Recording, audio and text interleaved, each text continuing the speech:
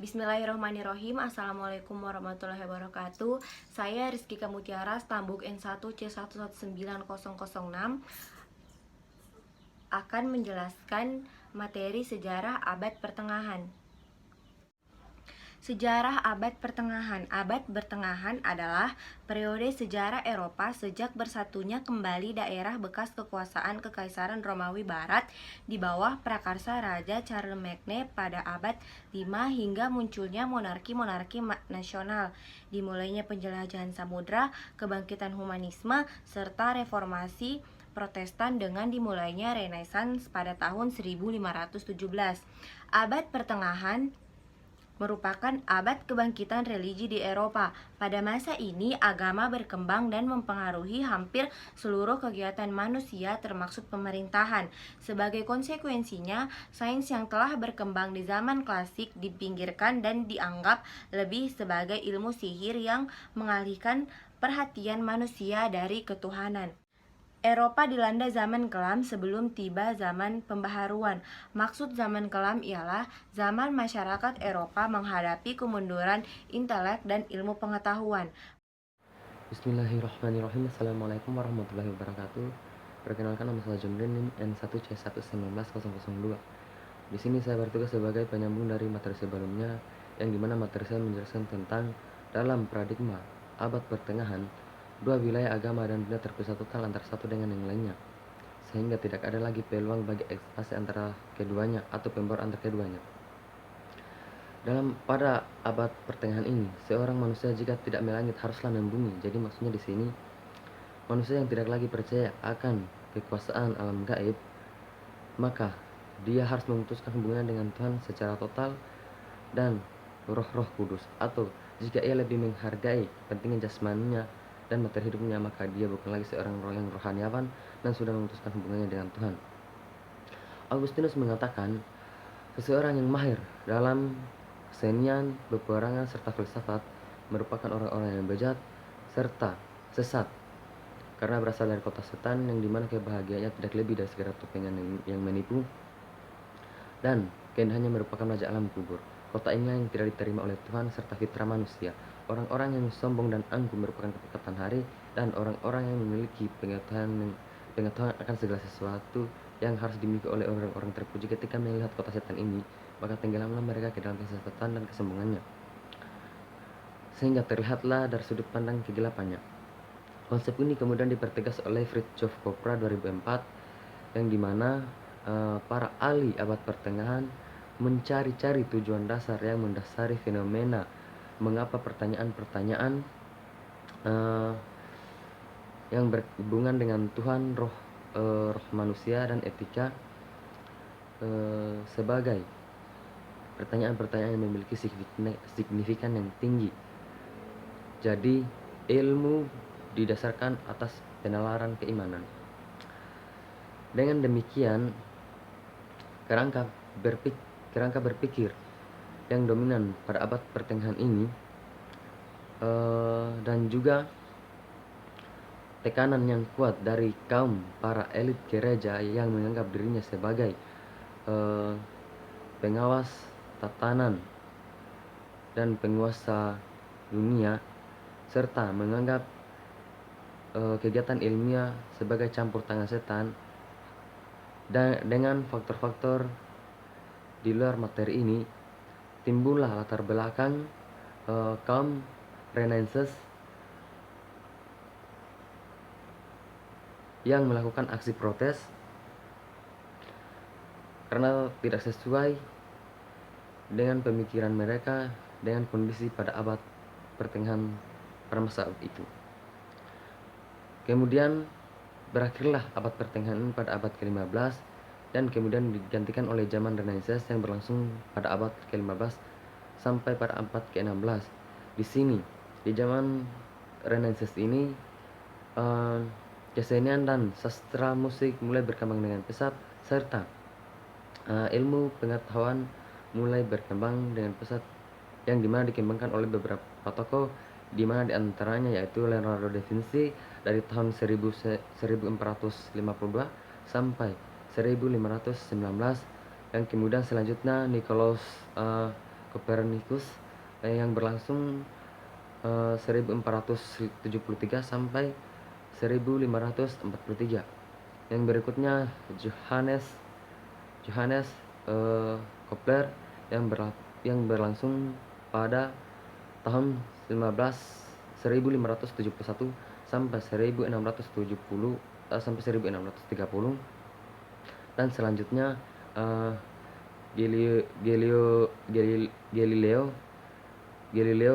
Galilei yang berlangsung 1964 sampai 1643 dan lain-lain. Baik, perkenalkan nama saya Mayan Sari dengan stambuk N1C1190003. Saya di sini akan melanjutkan materi yang dibawakan oleh teman saya. Untuk mempersingkat waktu, saya akan menjelaskan di sini latar belakang abad pertengahan. Latar belakang abad pertengahan, periode abad pertengahan awal tahun 500 sampai 1000 tahun merupakan transisi dalam sejarah Eropa yang kacau, disebut abad kegelapan. Periode ini ditandai dengan invasi suku barbar, orang Jerman, kemudian disusul lagi Skandinavia Viking tahun 800 sampai 1000 tahun. Kedua, terbentuknya kerajaan Jerman sehingga terjadinya perang perebutan wilayah kekuasaan. Ketiga, kehancuran Romawi Barat yang menyebabkan ekonomi bergeser ke kota ke pedesaan. Pergeseran ini mendorong munculnya sistem feodal di Eropa. Kekaisaran Romawi Barat sekitar 800 tahun dengan penaklukan konsolidasi politik. Kemudian digantikan perannya oleh gereja. Jatuhnya Kekaisaran Romawi Barat membawa pengaruh terjadinya berbagai kerajaan barbar di Eropa. Kerajaan barbar harus berupaya menata pemerintahan sendiri karena lepas dari pengaturan pengawasan Kekaisaran Romawi. Adapun negara-negara yang didirikan atas runtuhnya kerajaan Romawi adalah Kerajaan Goth Timur yang meliputi Italia, Slav, Burgundia, Swiss.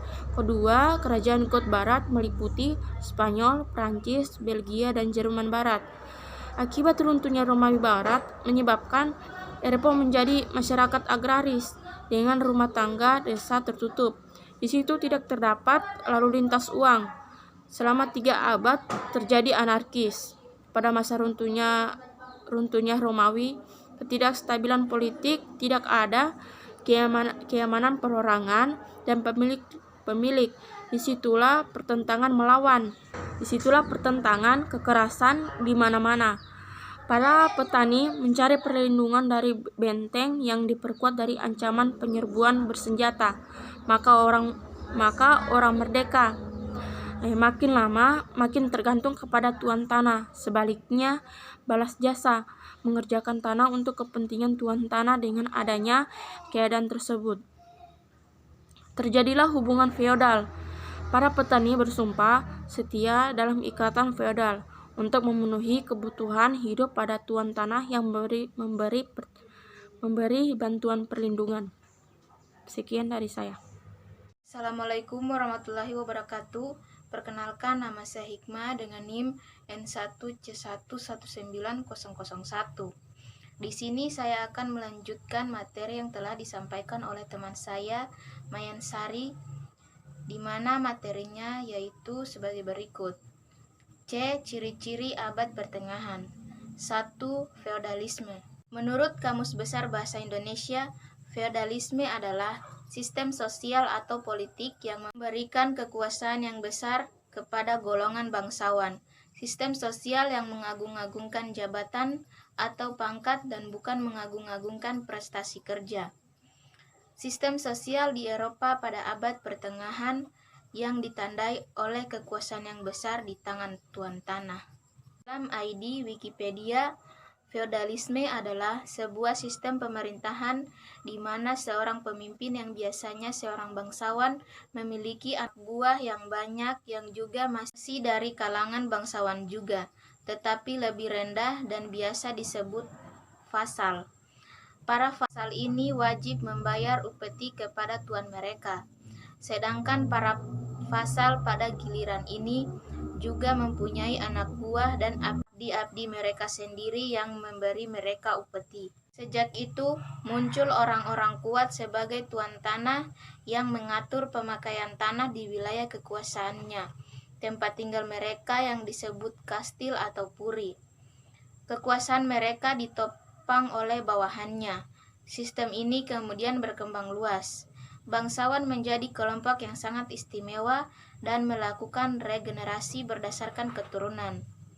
Sesuai dengan penelusuran ensiklopedia, feodal merupakan satu istilah yang digunakan pada awal era modern antar para militer legal maupun tidak atau warlord. Tuan tanah bangsawan raja yang lantas tersusun hierarki dalam masyarakat yang khas. Ada raja, ada bangsawan, tapi ada juga pelayan dan budak atau vasal. Menurut fokusnya, kekuasaan politik bersifat lokal dan personal yang menghasilkan sesuatu dunia sosial dari klaim-klaim dan kekuasaan-kekuasaan tumpang tindih. Beberapa di antara klaim-klaim dan kekuasaan ini mengalami konflik dan tidak ada pemerintah atau negara yang berdaulat dalam arti yang paling tinggi di atas wilayah dan penduduk yang ada.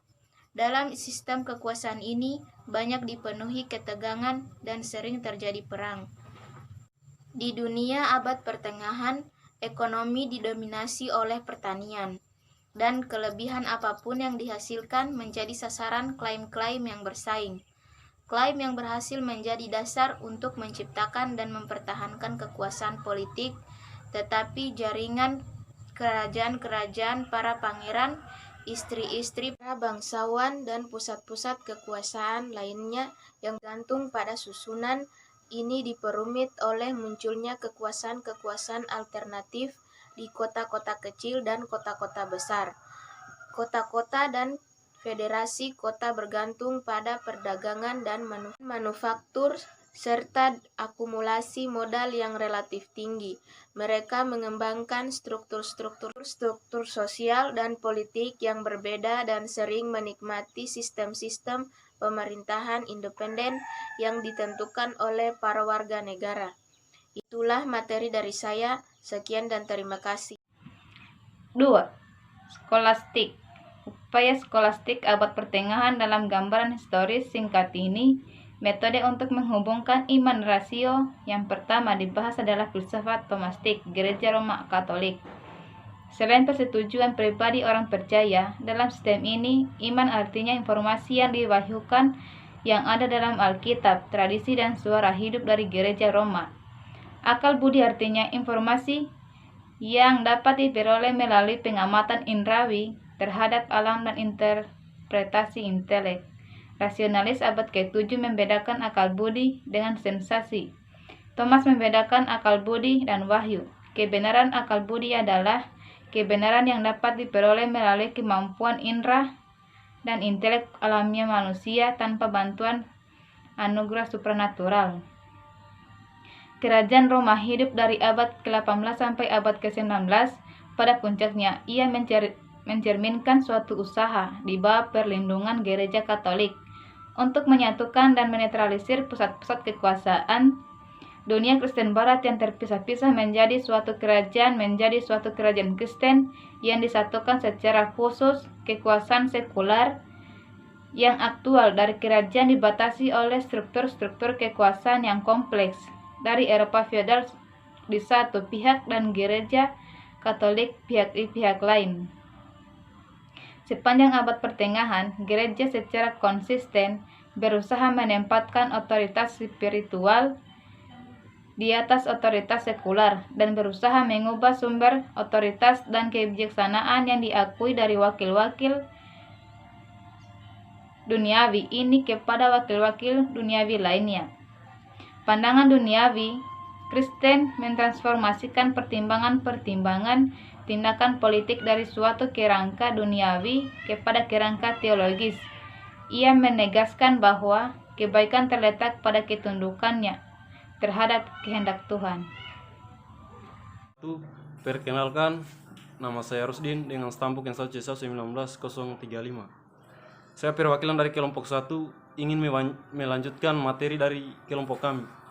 D. Perkembangan ilmu dan seni pada abad pertengahan. Akal pada abad pertengahan ini benar-benar kalah. Hal ini kelihatan dengan jelas pada filsafat Plotinus, Agustinus, Anselmus. Pada Aquinas, penghargaan terhadap akal muncul kembali dan karena filsafatnya banyak mendapat kritik. Dan abad pertengahan ini merupakan pembalasan terhadap dominasi akal yang hampir 100% pada zaman Yunani sebelumnya, terutama pada zaman Sofis. Ciri khas dari abad filsafat abad pertengahan terletak pada suatu rumusan yang terkenal yang dikemukakan oleh Saint Anselmus, yaitu Credo ut Intelligam. Rumusan itu berarti iman lebih dahulu, setelah itu mengerti. Imanlah lebih dahulu. Di mana mengikuti jalan pikiran inilah, maka saya berkesimpulan bahwa jantung filsafat abad pertengahan Kristen terletak pada ungkapan itu. Berdasarkan penalaran itu pula, maka menurut hemat saya, tokoh utama peletak kekuatan filsafat abad pertengahan adalah St. Anselmus. Abad pertengahan melahirkan juga filosof yang terkemuka, yaitu Thomas Aquinas. Dia adalah salah satu di antara orang-orang yang berusaha membuat filsafat. Aristoteles sesuai dengan agama Kristen. Kita anggap ia menciptakan perpaduan hebat antara iman dan ilmu pengetahuan. Tekanan terhadap pemikiran rasional pada waktu ia hidup telah banyak berkurang. Oleh karena itu, ia berhasil mengumumkan filsafat yang terkenal adalah beberapa pembuktian tentang adanya Tuhan yang masih dipelajari sampai sekarang. Zaman ini ditandai dengan tampilan para teolog. Di lapangan ilmu pengetahuan, para ilmu hampir sama adalah para teolog. Sehingga aktivitas ilmiah terkait dengan aktivitas keagamaan. Semua yang berlaku dengan ilmu pada masa itu adalah Ancila teologi atau abri agama. Sekian dan terima kasih. Assalamualaikum warahmatullahi wabarakatuh. Perkenalkan, nama saya Fitrianti. Saya perwakilan dari kelompok 1 ingin melanjutkan materi dari kelompok kami, yaitu definisi atau karakteristik pemikiran masa abad pertengahan. Sejarah filsafat dibagi menjadi 2 zaman atau periode, yakni periode patristik dan periode skolastik. 1. Periode patristik. Periode patristik berasal dari kata Latin patres, yang berarti bapak-bapak gereja adalah ahli agama Kristen pada abad permulaan agama Kristen. Di dunia barat, agama Katolik mulai tersebar dengan ajarannya tentang Tuhan, manusia, dan etikanya untuk mempertahankan dan menyebarkan, maka mereka menggunakan filsafat Yunani dan memperkembangkannya lebih lanjut mengenai soal-soal tentang kebebasan manusia, kepribadian, kesusilaan, dan sifat Tuhan. 2. Periode skolastik. Zaman skolastik dimulai sejak abad ke-9. Kata skolastik menunjuk kepada suatu periode di abad pertengahan ketika banyak sekolah didirikan dan banyak pengajar ulung bermunculan. Nama saya Kursia, stambuk saya N1C11967. Di sini saya akan melanjutkan materi dari teman saya, yaitu dari skolastik awal sampai Blasius. Periode skolastik awal 800 sampai 120 ditandai dengan pembentukan metode yang lahir karena hubungan yang erat antara agama dan filsafat. Ditandai oleh pembentukan metode yang lahir karena hubungan yang rapat antara agama dan filsafat. Pada periode ini diupayakan misalnya pembuktian adanya Tuhan berdasarkan rasio murni.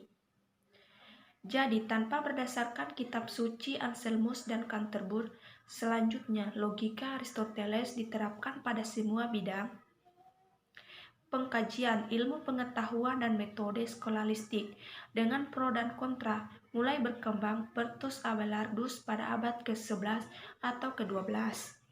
Periode puncak perkembangan skolalistik abad ke-13. Periode puncak perkembangan skolalistik dipengaruhi oleh Aristoteles akibat kedatangan ahli filsafat Arab dan Yahudi. Filsafat Aristoteles memberikan warna dominan pada alam pemikiran abad pertengahan. Aristoteles diakui sebagai sang filsafat. Gaya pemikiran Yunani semakin diterima. Keluasan cakrawala berpikir semakin ditantang lewat perselisihan dengan filsafat Arab dan Yahudi. Tokoh filosof yang hidup pada masa abad pertengahan 1, Plotinus 204 sampai 270. Dalam berbagai hal Plotinus memang bersandar pada doktrin-doktrin Plato. Sama dengan Plato, ia menganut realitas idea. Pada Plotinus idea itu partikular, sama dengan dunia partikular. Perbedaan mereka yang pokok ialah pada titik tekan ajaran mereka masing-masing. Sistem metafisika Plotinus ditandai dengan konsep transcendens. 2. Agustinus 354 sampai 430. Ajaran Agustinus dapat dikatakan berpusat pada dua pol Tuhan dan manusia. Akan tetapi dapat dikatakan bahwa seluruh ajaran Agustinus berpusat pada Tuhan. Kesimpulan ini diambil karena ia mengatakan bahwa ia hanya ingin mengenal Tuhan dan Roh, tidak lebih dari itu. Ia yakin benar bahwa pemikiran dapat mengenal kebenaran, karena itu ia menolak skeptisisme. Ia mengatakan bahwa setiap pengertian tentang kemungkinan pasti mengandung kesungguhan. Ia sependapat dengan Plotinus. Ia mengatakan bahwa Tuhan itu di atas segala jenis kategorios. Terima kasih dari materi saya ini. Assalamualaikum warahmatullahi wabarakatuh. Perkenalkan, nama saya Sarnita, saya perwakilan dari kelompok 1. Untuk mempersingkat waktu, langsung saja saya akan melanjutkan materi kami. 3. Boethius. Menurutnya kebudayaan Latin, tumbuhnya materialisme agama, munculnya feudalisme, inovasi besar-besaran, munculnya supranaturalisme baru, semuanya merupakan faktor yang dapat menghasilkan kekosongan intelektual. Semua para ilmuwan pada waktu itu lebih tertarik pada teologi daripada filsafat. Dan mereka mempertahankan dogma-dogma Kristen. 4. Anselmus 1033 sampai 1109. Anselmus adalah seorang terpelajar, seorang ahli Kristen yang mencoba memasukkan logika dalam pelayanan iman.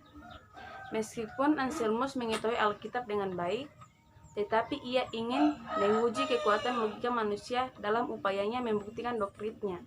Namun selalu imanlah yang mendasari semua itu. 5. Thomas Aquinas 1225 sampai 1274. Aquinas mengetahui banyak ahli teologi percaya pada adanya Tuhan hanya berdasarkan pendapat umum. Menurut Aquinas, eksistensi Tuhan dapat diketahui dengan akal. Untuk membuktikannya, ia mengajukan 5 dalil atau argumen untuk membuktikan bahwa eksistensi Tuhan dapat diketahui dengan akal. Perkembangan seni. Setelah terbebas dari penyiksaan, umat Kristen mulai membangun basilika. Basilika paling bagus dan besar adalah Gereja Sophia di Konstantinopel, yang memiliki gaya khas Byzantium. Gaya Byzantium tersebut dalam perkembangan selanjutnya dipengaruhi ke daerah-daerah dunia muslim. Arsitek masjid sangat dipengaruhi oleh gaya Byzantium itu. Salah satunya adalah Masjid Umar di Yerusalem. Mungkin itu saja yang dapat saya sampaikan, lebih dan kurangnya mohon dimaafkan. Wabillahi taufiq wal hidayah. Wassalamualaikum warahmatullahi wabarakatuh.